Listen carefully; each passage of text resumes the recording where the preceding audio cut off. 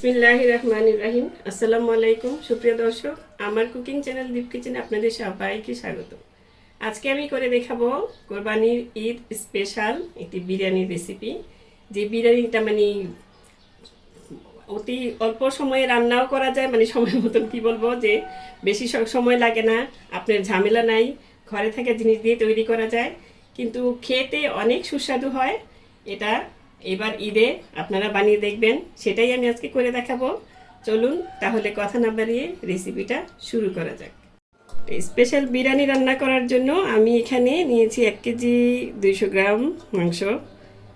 আমি রেগুলার কাট করে নিয়েছি, আপনারা একটু বড় সাইজ করে নিতে পারেন, ছোট সাইজ করে নিতে পারেন, যে যেভাবে ভালো লাগে সেভাবেই নিতে পারেন, যেহেতু ঘরে তৈরি জিনিস। এখন এখানে দিয়ে দিচ্ছি কিছু কাঁচামরিচ। আমি কাঁচামরিচটা অর্ধেক করে ভেঙে দিয়েছি। এখানে প্রায় 15টা কাঁচামরিচ আছে। আমি ঝালটা বেশি খাই, আপনারা কমিয়ে বাড়িয়ে দিতে পারেন। আর এখানে আছে মোট 4 টেবিল চামচ আদা রসুন বাটা, এটাও দিয়ে দিলাম। এখন এখানে দিয়ে দিচ্ছি 2 চা চামচ টমেটো সস। সব চেষে পুষে দিয়ে দিবেন, জিনিস ভালো ফেলে দেওয়া ঠিক না। এখন এখানে 1/2 টেবিল চামচ মরিচের গুঁড়া, আর এখানে আছে 2 চা চামচ ধনিয়ার গুঁড়া, আর 1/2 চা চামচ কালো গোলমরিচ জিরার সাথে মিশে গিয়েছে, আর 1/2 চা চামচের চেয়ে একটু বেশি 1 চা চামচ জিরার গুঁড়া। আর দিয়ে দেবো এখানে রেডি মিক্স বিরিয়ানি মশলা, সেটা আমি 1 প্যাকেটের হাফ প্যাকেটটা নিয়েছি, পুরোটা না, হাফটা নিয়েছি। আর এখানে আছে টক দই 1/2 কাপ, এটা আমি ভালো মতন হালকা একটু পানি দিয়ে ফেটিয়ে নিয়েছি, এটাও দিয়ে দিচ্ছি।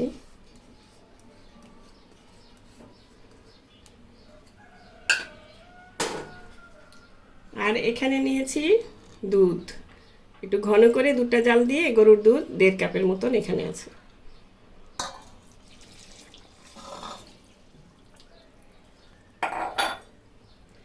এখন আর এখানে দিয়ে দিব তেল। এখানে আমি পেঁয়াজ বেরেস্তার তেলটা রেখেছি, এখানে 1 কাপের চেয়ে বেশি হবে, আমি পুরোটা দিব না, 1 কাপের মতন দিলাম।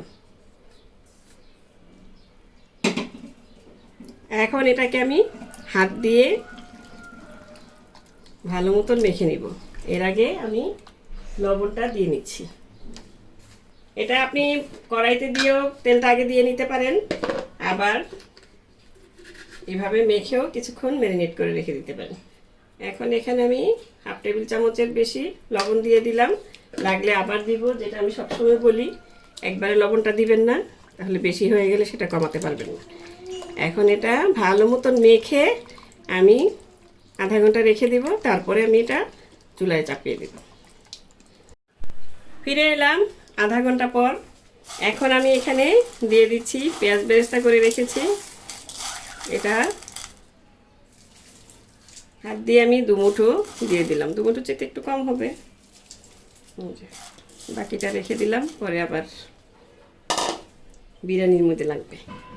এখন চুলাটা ধরিয়ে দিব। চুলাটা ধরিয়ে দিয়ে আর কিছুই করতে হবে না, শুধু মাংসটাকে একটু, যেহেতু আমি বেরেস্তাটা এখন দিয়েছি, এটা নেড়ে চেড়ে একটু মিশিয়ে উপর নিচ করে দিতে হবে।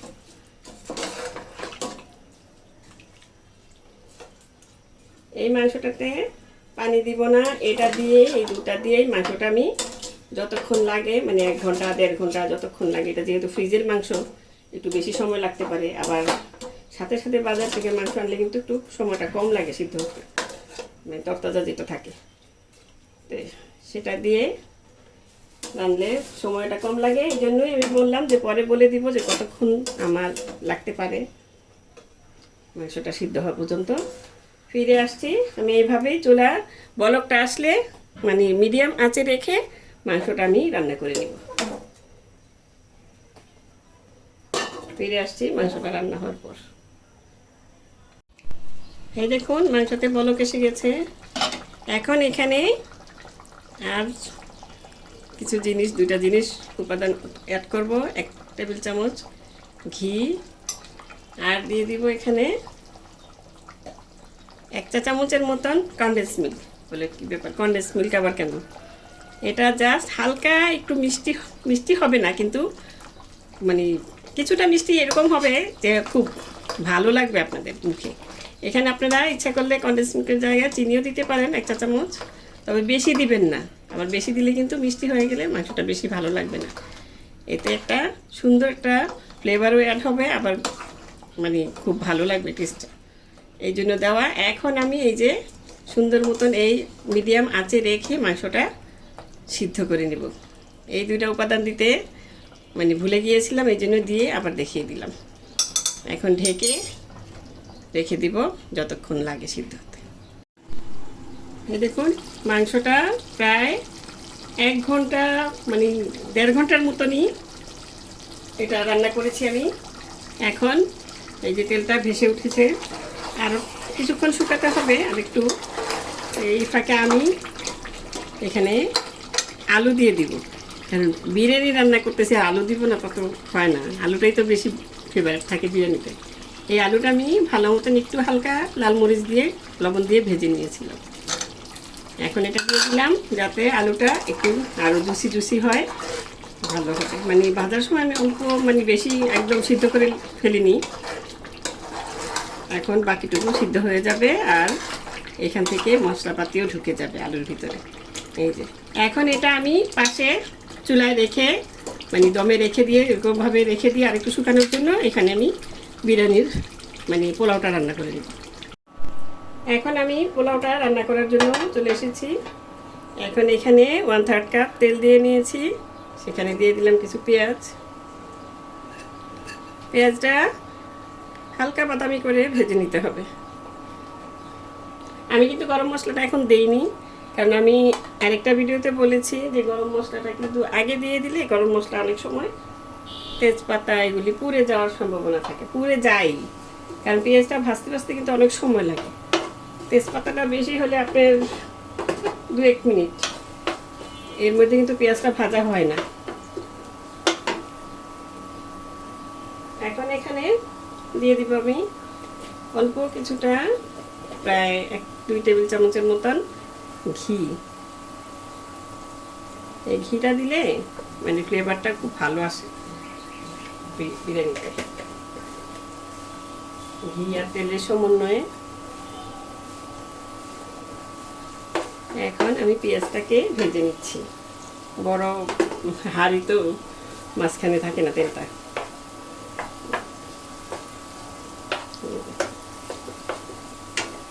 এটা কিছুক্ষণ যখন দেখবেন গোল্ডেন কালারটা কাছাকাছি এসেছে, এখন আমি তখন এটা বুঝে নিতে হবে যে হয়ে গিয়েছে। তখনই আমি দেখিয়ে দিব, তখনই আমি ওই গরম মশলা অ্যাড করব। এই দেখুন, কারণ পোলাওতে কিন্তু পেঁয়াজটা একদম বেরেস্তা করা যাবে না, সেই জন্যই এরকম হালকা কালারটা যখন এসে গেছে তখন এখানে দিয়ে দিচ্ছি 2টা তেজপাতা, 3 টুকরা দারচিনি, 5-6টা এলাচ, সবুজ এলাচ আর লবঙ্গ। আমি এখানে গোলমরিচটা দেই না, আপনাদের যদি পছন্দ হয় তাহলে দিতে পারেন, কারণ গোলমরিচটা দিলে খাবারের মধ্যে পড়ে অনেক সময়, খারাপ লাগে।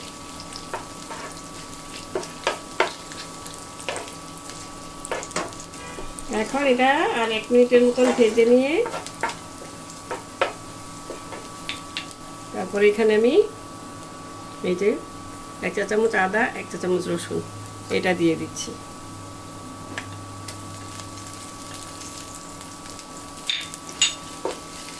এই আদা রসুনটাও 2 মিনিটের মতন ভেজে নিব, যাতে কাঁচা স্মেলটা চলে যায়।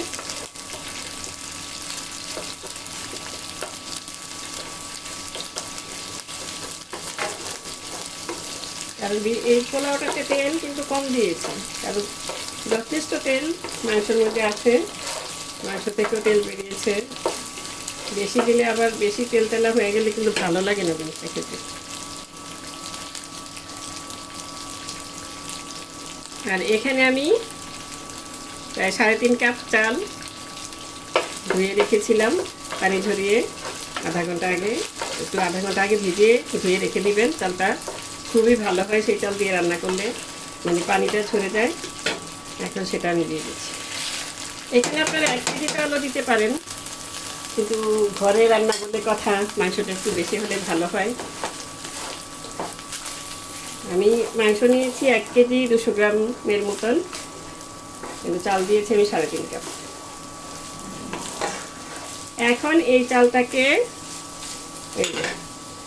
এখানে 1/2 চা চামচ, সরি 1 চা চামচ সাদা গোলমরিচ গুঁড়া, আপনারা কালোটাও দিতে পারেন। আমি জাস্ট মানে পোলাওতে যাতে কালারটা খারাপ না আসে এই জন্য আমি সাদা গোলমরিচটাই দিলাম গুঁড়ো করে। এখন এটাকে আমি প্রায় 10-12 মিনিটের মতন ভেজে নিব।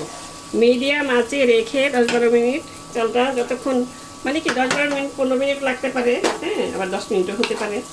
চালটা যখন ভাজা হবে তখন দেখবেন চালটা একটু ভারী হয়ে যাবে। ওতেই নতুনদের জন্য এটা বলা, বুঝতে পারবেন তখন চালটা ভাজা হয়ে গেছে, একটা শনশন আওয়াজ হবে। ভালো মতন মিশিয়ে মিডিয়াম আঁচে রেখে, জোরে আঁচ দিবেন না, তাহলে কিন্তু চাল ছাক দিয়ে পুড়ে যেতে পারে। এভাবে রেখে চালটা অনেকক্ষণ সুন্দর মতন ভেজে নিলে আপনার পোলাওটা একদম ঝরঝরা হবে, বিরিয়ানিটা। এই জন্যই বলা। আর এদিকে আমি ইন্ডাকশনে আমার হাঁড়িটা বসিয়েছি, হয়তো এই জন্য একটু আওয়াজ হচ্ছে। এটা ক্ষমা সুন্দর চোখে দেখবেন, যেহেতু আমার রান্নাঘরটা ছোট, একদম কাছাকাছি দুইটাই বসাতে হয়েছে। এখন আমি এই চালটা ভেজে নিচ্ছি।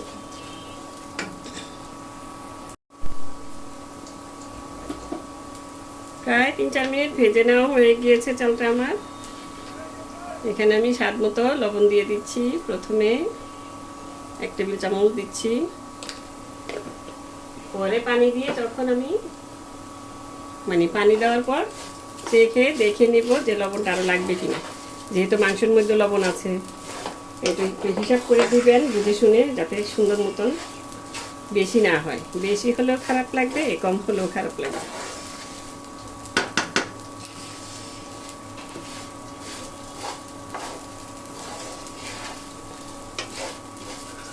এইভাবে আরও 5-6 মিনিটের মতন ভেজে নিতে হবে, মানে যতক্ষণ না চালটা ভাজা হচ্ছে।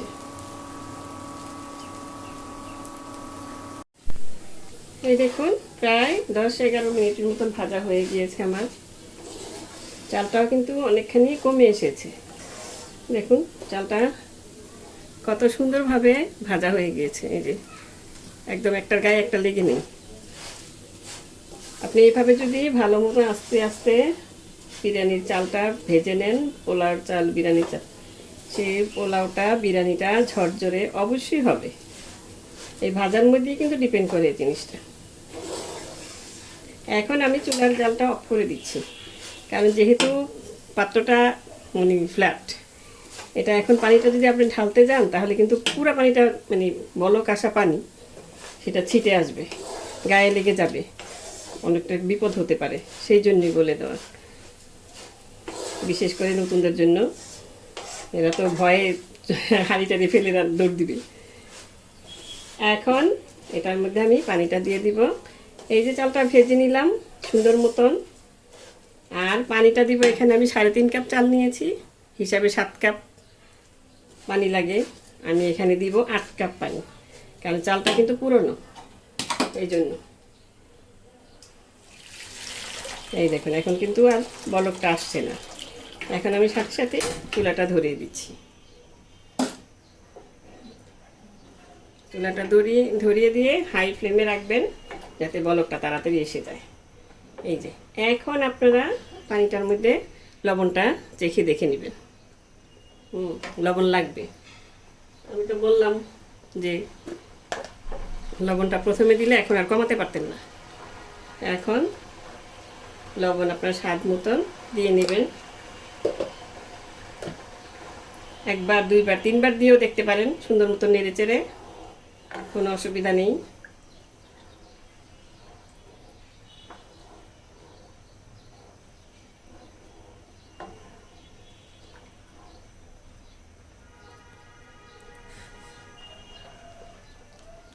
আমি সামান্য একটু হাফ কাপের মতন পানি কম দিয়েছি, 8 কাপ দিইনি। এখন এখানে একটু হালকা দুধ দিয়ে দিব।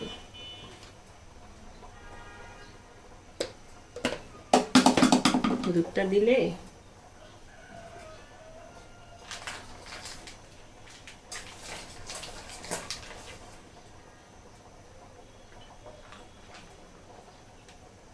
দেখুন হালকা হাফ কাপের মতন, হাফ কাপের একটু কম দিয়েছি। এটা হবে কি আপনার পোলাওটা একদম সাদা হবে, ঝরঝরে হবে, সুন্দর ভালো হবে, একটা সুঘ্রাণও ছড়াবে। এখন চুলার আঁচটা ফুল আঁচে রেখে তারপরে আমি এটা লবণটা আরেকবার দেখে নিই। এই দেখুন লবণটা আপনি বুঝে শুনে বারবার দিতে পারেন, তাও ভালো, কিন্তু একবারে দিবেন না। লবণটা ঠিক আছে, আর একটু দিব, যেহেতু আমি এখানে টেস্টিং সল্টটা দিব। টেস্টিং সল্ট দিলে কিন্তু লবণের ইটা কমে যায়, সেই জন্যই একটু লবণ আর একটু দিয়ে নিলাম।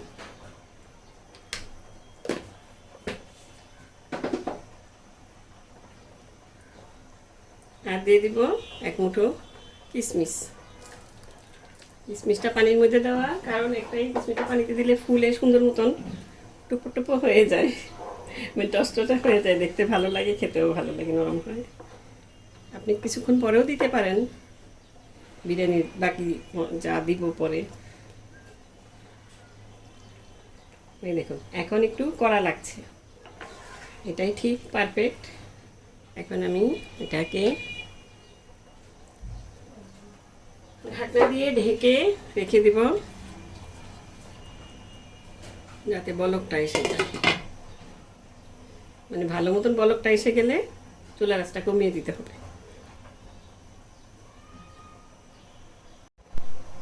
এই দেখুন বলকটা এসে গিয়েছে।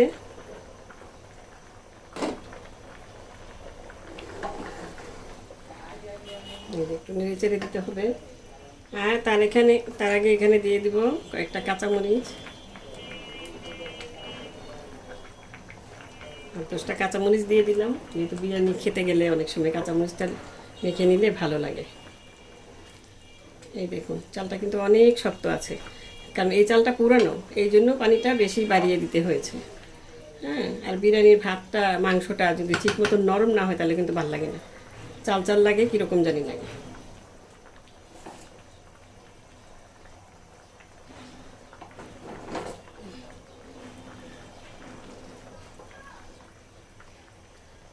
এখন পানিটা যখন মাখো মাখো হয়ে আসবে তখন আমি এটা ঢেকে দিব। প্রথমে ঢেকে দিয়েছিলাম যাতে বলকটা তাড়াতাড়ি এসে যায়। এখন মাখো মাখো হলেই, মানে একটু আরেকটু পানিটা নিচে নামলে আমি ঢেকে দিব এটা।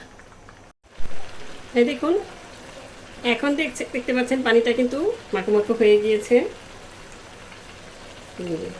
চালটা এ পর্যায়ে আপনারা একটু টিপ দিয়ে দেখে নিতে পারেন। এই যে চালটা কিন্তু একটু মানে ফুটে উঠেছে ভালোই, এই জন্য পানিটা আমি আরেকটু শুকিয়ে নিব, এটাও একটা টিপস।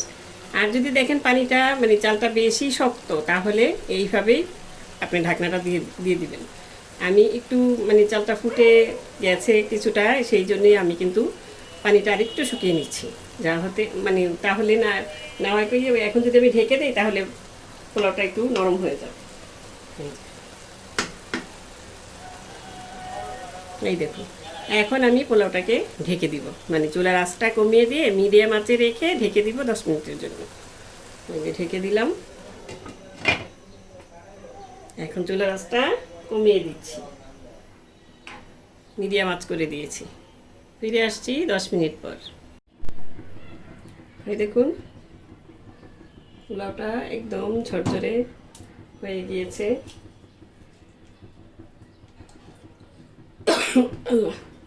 ঠান্ডা লেগে গিয়েছে, কাশি আসতে। এখন এখানে অ্যাড করে দিচ্ছি আমি সেই যে মাংস রান্না করে রেখেছিলাম।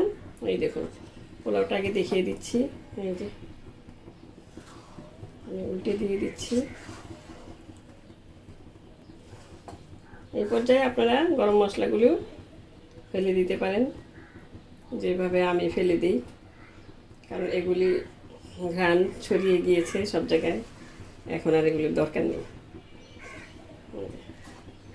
পোলাওটা এইভাবে রেখে তারপরে যখন আপনি মাংসটা দিবেন তখন কিন্তু আপনার পোলাওটা সম্পূর্ণ হয়ে যাওয়া লাগবে। এই যে ঝরঝরে মানে পানিটা শুকিয়ে যেতে হবে। এই যে এখন জাস্ট দমে দিয়ে দিব মাংস দিয়ে। এখন আমি এখানে সেই মাংসটা দিয়ে দিচ্ছি,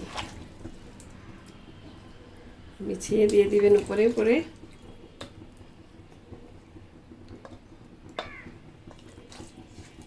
আমার ছেলে সবসময় সিনার মাংসটা বেশি খায়, জন্য সিনার মাংসটা হাড্ডি থাকে বেশি।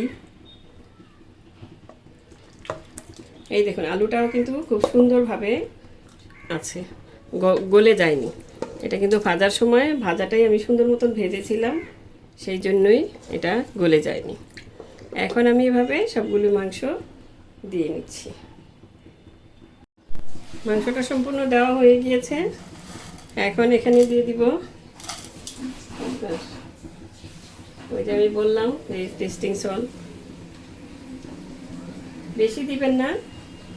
এখানে দিয়ে নিয়েছি আমি 1/4 চা চামচ। বেশি দিলে কিন্তু আবার খারাপ লাগবে, মিষ্টিটা বেশি হয়ে যাবে, মিষ্টি লাগবে। এখন দিয়ে দিব পেঁয়াজ বেরেস্তা। চুলার আঁচটা কিন্তু একদম কমিয়ে রেখেছি, একদম দমের। এখন তো সব কিছুই হয়ে গিয়েছে, কোনোটাই আর সিদ্ধ করা লাগবে না, কিছু না, জাস্ট মিলিয়ে নিতে হবে।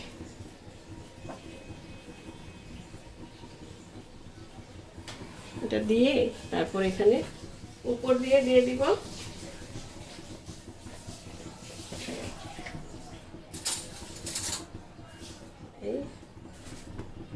অল্প একটু ঘি।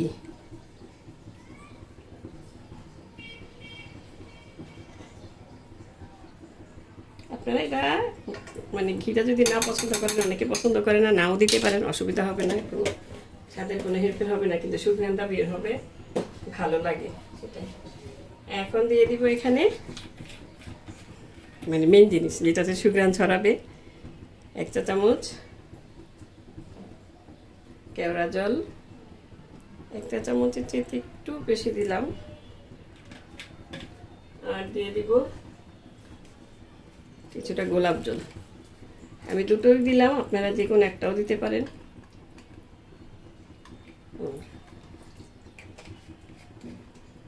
এখন আর কিছু করার লাগবে না, জাস্ট কিছুক্ষণের জন্য 10 মিনিটের জন্য দমে বসিয়ে রেখে দেব। ফিরে আসছি 10 মিনিট পর।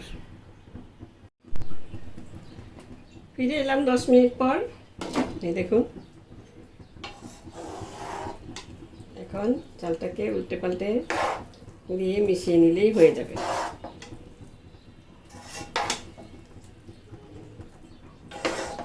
দম বিরিয়ানি খেয়েছেন, কাচ্চি বিরিয়ানি খেয়েছেন, এভাবে একবার বিরিয়ানি রান্না করে খাবেন, দেখবেন ওই বিরিয়ানির স্বাদ ভুলে যাবেন।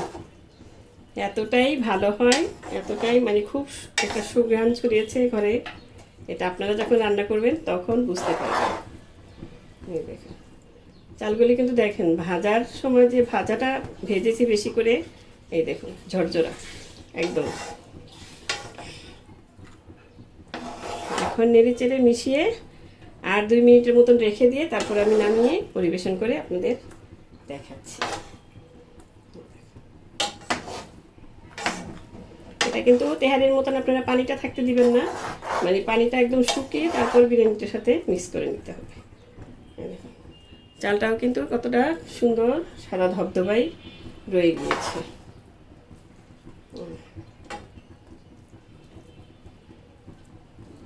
এখন আর 2-3 মিনিট রেখে দিলেই হবে। চুলা অফ করেই আমি আরও 2-3 মিনিটের মতন এখানে রেখে দিব ঢাকনা দিয়ে। চুলাটা অফ করে দিলাম, ফিরে আসছি 2 মিনিট পরিবেশন করে দেখাচ্ছি আপনাদের। হয়ে গিয়েছে, আমি 2-3 মিনিট পর মানে চুলাটা তো অফই ছিল, এখন আমি নামিয়ে পরিবেশন করে আপনাদের দেখাচ্ছি। দেখুন কতটা পারফেক্ট হয়েছে বিরিয়ানিটা, একদম চালগুলো ঝরঝরা, মাংসটাও একদম সফট। এই যে গরম যেহেতু আমি ধরতে পারতেছি না, তারপরে দেখাচ্ছি আপনাদের। এই দেখুন, ও বাবারে, একটা আমি ঠান্ডা হলে দেখাচ্ছি, গরম সাংঘাতিক। দেখুন আমি বিরিয়ানিটা পরিবেশন করে দিয়েছি। এখন সাথে শসা, টমেটো আর পেঁয়াজ। আর কি কিছু লাগে? আর কিছু লাগবে না। একটু লেবু হলে ভালো হয়, লেবুটা আমার ঘরে ছিল না, সেই জন্য দিতে পারলাম না, আপনারা চিনি নেবেন। এখন আমি আপনাদেরকে একটা মাংস দেখাচ্ছি। এই দেখুন, এখন ঠান্ডা হয়ে গিয়েছে। এই যে মাংসটা কতভাবে একদম সফট হয়ে গিয়েছে। এই যে এরকমভাবে বিরিয়ানির মাংসটা রান্না করে নিতে হবে। পোলাওটাও কিন্তু একদম মানে কি বলবো, নরম হয়েছে কিন্তু ভেঙে যায়নি। এটা হচ্ছে পারফেক্ট একটা বিরিয়ানির মানে চাল মাংস, এরকমভাবে করলেই পারফেক্ট হবে আপনারটাও। এইভাবে রান্না করে দেখবেন, আশা করি আপনাদেরও ভালো লাগবে। তো দর্শক, আজ এ পর্যন্তই। রেসিপিটি ভালো লাগলে প্লিজ আমার চ্যানেলটি সাবস্ক্রাইব করে নিয়মিত চ্যানেলটির পাশে থাকবেন। সুস্থ থাকবেন, ভালো থাকবেন, ঘরে তৈরি খাবার খাবেন, আর আমার জন্য দোয়া করবেন। আল্লাহ হাফেজ।